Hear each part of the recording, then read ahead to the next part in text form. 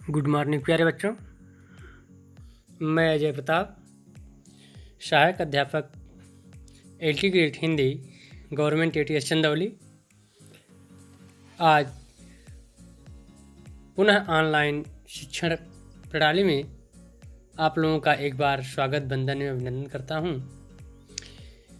आशा है मेरी आवाज़ आप लोग ध्यानपूर्वक सुन रहे होंगे।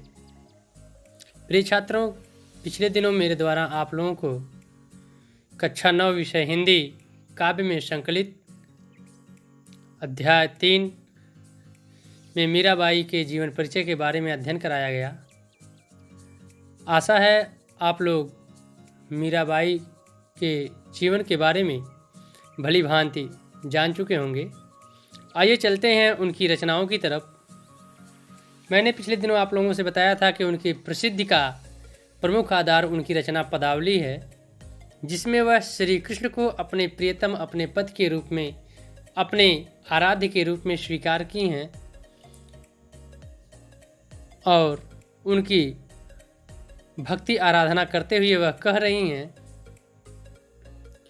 बसो मेरे नयनन में नंदलाल, मोर मुकुट मकराकृत कुंडल, अरुण तिलक दिए भाल, मोहनी मूरति सांवरी सूरति, नयना बने विशाल, अधर सुधारस मुरली राजत, पुरवैजंती माल, क्षुद्र घंटिका कटितट शोभित, नूपुर शबद रसाल, मीरा प्रभु संतन सुखदाई, भक्त वछल गोपाल। आइए चलते हैं, कुछ कठिन शब्दों के अर्थ जान लेते हैं। बसों का अर्थ होगा बस जाइए। मेरे नयनन में, इसका अर्थ होगा मेरे नेत्रों में। नंदलाल, हे नंद के लाल, हे नंद के पुत्र। मोर मुकुट, मोर के मुकुट को धारण किए हुए। मकराकृत, मकर का अर्थ होता है मछली, आकृत का अर्थ होता है आकार, अर्थात मछली के आकार का। कुंडल, एक विशेष प्रकार का कानों में पहना जाने वाला आभूषण।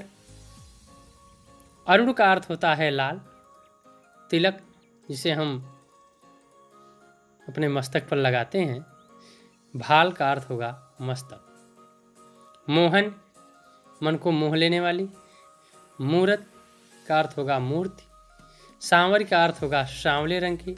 सूरत का अर्थ होगा शक्ल। नयना का अर्थ होगा नेत्र। विशाल का अर्थ होगा बड़े। अधर सुधारस मुरली राजत, अधर का अर्थ होगा ओंठ। सुधा का अर्थ होगा अमृत। राजत का अर्थ होता है सुशोभित होना। उर का अर्थ होता है हृदय। वैजंती माल का अर्थ होगा वैजंती की माला को धारण किए हुए। क्षुद्र, छोटी छोटी। कट का अर्थ होगा कमर। तट का अर्थ होता है किनारे पर। शोभित का अर्थ होता है सुशोभित, सुंदर। नूपुर का अर्थ होता है पायल। शब्द का अर्थ होता है आवाज करना। रसाल, रस से युक्त। मीरा के प्रभु, हे मीरा के ईश्वर। सुखदाई का अर्थ होगा सुख प्रदान करने वाले। भक्त का अर्थ होगा भक्त। वत्सल का अर्थ होगा वत्सल। गोपाल का अर्थ होगा श्री कृष्ण। आशा है आप लोग इस पद में आए हुए कठिन शब्दों के अर्थ भली भांति जान गए होंगे। आइए चलते हैं व्याख्या की तरफ। प्रस्तुत काव्य अवतरण में मीराबाई भगवान श्री कृष्ण की आराधना करते हुए कह रही हैं, बसो मेरे नयनन में नंदलाल, हे नंद के पुत्र भगवान श्री कृष्ण, आप मेरे नेत्रों में बस जाइए।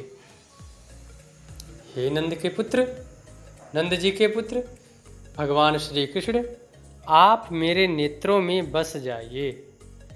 मोर के मुकुट को धारण किए हुए, मछली के आकार के कुंडल को कानों में धारण किए हुए और लाल तिलक को अपने भाल का अर्थ होगा मस्तक पर लगाए हुए, मोहनी मन को मोह लेने वाली मूर्ति वाले, सांवले रंग की सूरत वाले, शक्ल वाले, विशाल बड़े बड़े नेत्रों वाले, अधर, ओंठों पर सुधा रस, अमृत रस की वर्षा करने वाली, मुरली से सुशोभित, हृदय पर वैजंती की माला को धारण किए हुए, कमर में छोटी छोटी घंटियों से सुशोभित, अपने पैरों में रसयुक्त सुंदर मधुर आवाज से युक्त पायल से सुशोभित, हे मीरा के प्रभु, हे संतों को सुख देने वाले भगवान श्री कृष्ण, हे भक्त वत्सल भगवान श्री कृष्ण, आप मेरे नेत्रों में बस जाइए।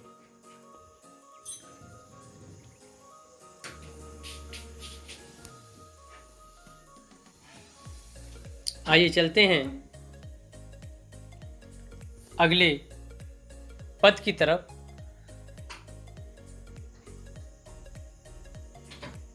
जिनमें मीराबाई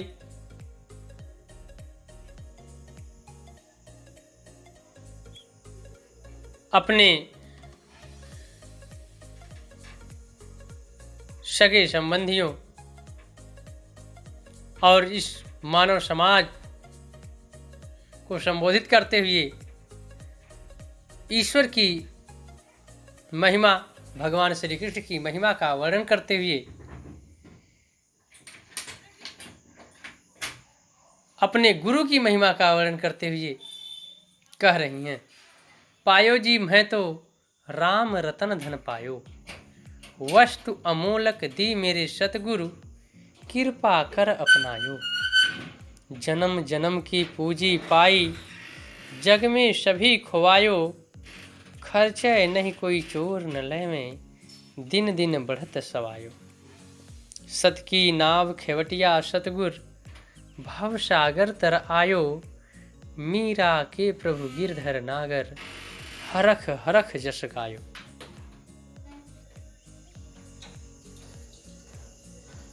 पायो जी का अर्थ होगा प्राप्त कर लिया, मैं तो का अर्थ होगा मैं तो, राम रतन धन, राम रत्न रूपी धन, अमोलक मीन्स अमूल्य, जिसका कोई मूल्य ना हो। सतगुरु का अर्थ होता है सच्चे गुरु, कृपा का अर्थ होगा कृपा,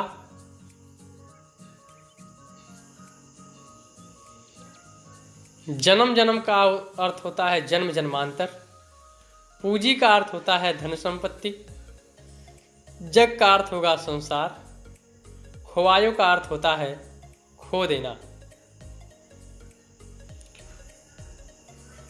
खर्चे का अर्थ होता है खर्च करना, सवायो का अर्थ होगा सवा गुना, सत की नाव का अर्थ होगा सत्य रूपी नाव, सतगुरु का अर्थ पुनः सच्चे गुरु, भव सागर का अर्थ होगा सांसारिक महासागर या संसार रूपी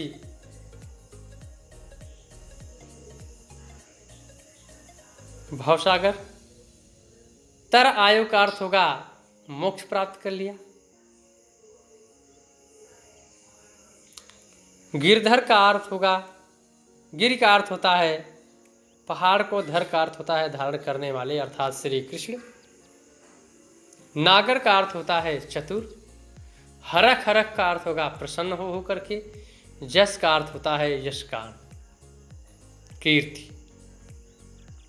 आइए चलते हैं व्याख्या की तरफ। मीराबाई समाज के लोगों को संबोधित करते हुए कह रही हैं मैंने तो राम रत्न रूपी धन को प्राप्त कर लिया है। मेरे सच्चे गुरु कृपा करके मुझे एक अमूल्य वस्तु प्रदान किए हैं, जिसको मैंने अपना बना लिया है। मैं जन्म जन्मांतर की पूंजी को, धन संपत्ति को प्राप्त कर ली हूं। इस जन्म जन्मांतर की प्राप्त की हुई पूंजी को प्राप्त करने में संसार में मैंने अपना सब कुछ खो दिया। सब कुछ मेरा छूट गया। माता पिता, पति, मायका, ससुराल, हित मित्र, सगे संबंधी सब भगवान श्री कृष्ण रूपी धन को प्राप्त करने में मुझसे दूर हो गए। यह जो मैं जन्म जन्मांतर की पूंजी प्राप्त की हूं, उस जन्म जन्मांतर की पूंजी को कोई चोर चुरा नहीं सकता। यह खर्च नहीं हो सकती। जितना खर्च करें उतना ही बढ़ती है। इतना ही नहीं, यह प्रतिदिन 1.25 गुना तक बढ़ जाती है। मेरे सत्य रूपी नाव को खेने वाले, चलाने वाले मेरे सच्चे गुरु हैं, जिनकी कृपा से मैं इस माया से युक्त संसार रूपी भवसागर को पार कर आई हूँ, अर्थात इस मोह माया रूपी संसार से परे हो गई हूँ, मोक्ष को प्राप्त कर ली हूँ। मीरा के प्रभु गिरधर नागर, हे मीरा के प्रभु, हे संतों को सुख देने वाले, हे पहाड़ को धारण करने वाले चतुर भगवान श्री कृष्ण, मैं प्रसन्न हो करके आपके यश का, आपके कीर्ति का गान करती हूँ।